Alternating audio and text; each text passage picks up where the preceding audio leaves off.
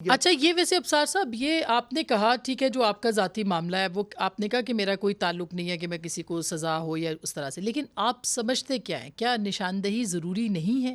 کیا پوچھ تاچھ ضروری نہیں ہے کہ آپ نے یہ کیوں کیا، کیسے کیا، اس کے مقاصد کیا تھے، اس کے نتائج کیا نکلے؟ پاکستان آج جہاں پہ کھڑا ہے اس میں ایک یہ بہت بڑا مسئلہ تھا، تو اس میں آپ پاشا صاحب جو کہہ رہے ہیں آپ سیکنڈ کرتے ہیں کہ یہ امکان ہو سکتا ہے؟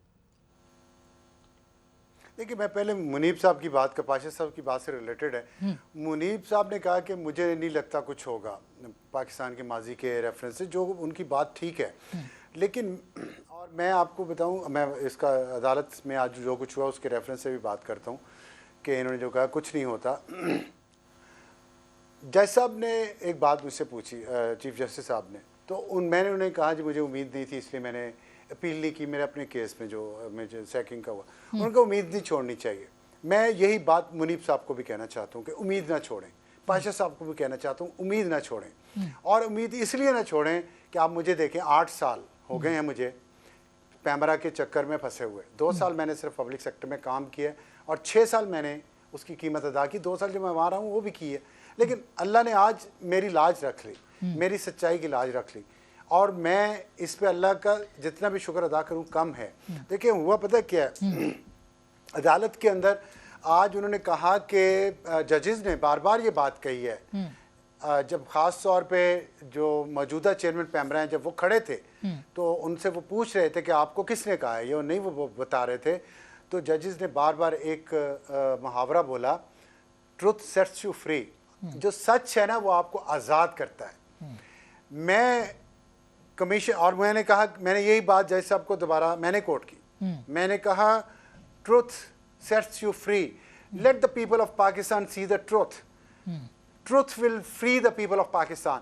کہ یہ جو اس کو لائیو دکھائیں، جو کمیشن بننا ہے نا اس کے ٹی او آرز میں یہ ڈالیں کہ یہ لائیو اس کی کوریج ہو، جس طرح سپریم کورٹ کے فل کورٹ بینچ کی ہوئی پریکٹس اینڈ پروسیجر ایکٹ پہ، اور پوری قوم نے دیکھا سچ، خود اپنی آنکھوں سے بغیر ملاوٹ کے خالص سچ دیکھا، اور خود فیصلہ کیا کون صحیح ہے کون غلط ہے، کون کہاں کھڑا ہے. بالکل. Late the people of Pakistan. لیکن ابصار صاحب یہ کیا سوالوں کے جواب دیتا ہے؟ دیکھیے پہلے کمیشن کی رپورٹ آئی، اس پہ عمل درآمد نہیں ہوا، اب ایک نئے کمیشن کی ڈائریکشن ہے اور چیف جسٹس صاحب کے پاس ظاہر ہے کہ 1 سال ہی ہے. آپ کو لگتا ہے کہ یہ کمیشن بھی صرف کمیشن ہی ہوگا، بنے گا اور اس کے بعد پھر جیسے پہلے ہوا وہ بھی تو ہو سکتا ہے، تو کتنا سپیڈی یہ ہو سکتا ہے؟ کیا آپ اس کے اوپر بھی چیف جسٹس صاحب سے ریکویسٹ کریں گے کہ اس کو تیز ترین کیا جائے اور اس کے اوپر عمل درآمد کروایا جائے؟ دیکھیں میں پارٹی نہیں ہوں، میں ریکویسٹ نہیں کر سکتا، میں نے تو ایک ایپلیکنٹ ان پرسن ہوں. بات یہ ہے کہ جو آپ نے کہا نا کہ یہ پہلے بھی کمیشن بنا، یہ بات اٹھائی میں نے، انہوں نے کہا کمیشن بنا رہے، میں نے کہا جی پہلے بھی کمیشن بنے. حمود الرحمان کمیشن کی رپورٹ تو آج نہیں آئی، وہ لیک ہوئی انڈیا میں، تب جا کے ہم نے اس کو وہ بھی پارشلی ہم نے اس کو پبلش کیا ہے. پھر وہ ایبٹ آباد کیس ہے تو کمیشن ہے، اس لیے میں نے یہ ریفرنس دی ہے چیف جسٹس صاحب کو. لیکن انہوں نے کہا کہ ہم عدالت مطلب جو ہے وہ وہی کچھ کرے گی جو آئین اور قانون اجازت دیتا ہے، اور وہ کمیشن کے لیے حکومت کو انہوں نے پوچھا ہے کہ حکومت بنانا چاہتی ہے کہ نہیں. حکومت بنائے گی، یہ عدالت نہیں بنائے گی. عدالت نے جو کام کرنا ہے وہی ہے. اب کچھ کام دیکھیں میڈیا کو بھی کرنا چاہیے، جو میں نے کہا نا کہ ہم سب کو اپنی اپنی ڈیوٹی سر انجام دینی چاہیے. کمیشن بنے، اس کی لائیو کوریج ہو، میڈیا کو اس کی پروسیڈنگ میں بیٹھنے کی، عوام کو اس پروسیڈنگ میں بیٹھنے کی جیسے عدالت میں بیٹھتے ہیں اجازت ہو، تاکہ سب لوگ آ کے دیکھیں اوپن کورٹ کی طرح. لیکن اس میں تو پردہ نشینوں کے نام آئیں گے نا، فیض حمید صاحب کا نام آپ نے لے لیا، اور بھی پردہ نشین ہوں گے نا اس میں. ایٹم بم بنانے کا فارمولہ تو وہاں ڈسکس نہیں ہونا نا. ایک میڈیا میٹرز ہیں، میں نے تو صرف میڈیا پہ بات کی ہے. پاکستان کے ٹی وی چینل کیسے ہینڈل ہوتے ہیں، پاکستان کی میڈیا پالیسی کیسے ہینڈل ہوتی ہے، یہ بات کی ہے.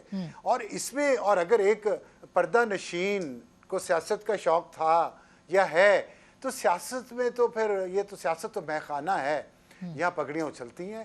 اب یہ ان کی چوائس تھی، انہوں نے سیاست میں آئے ہیں تو اب اس کے کانسیکوینسز بھی، میں نے بھی تو کانسیکوینسز اپنے فیصلوں کے بھگتے ہیں اور بھگت رہا ہوں.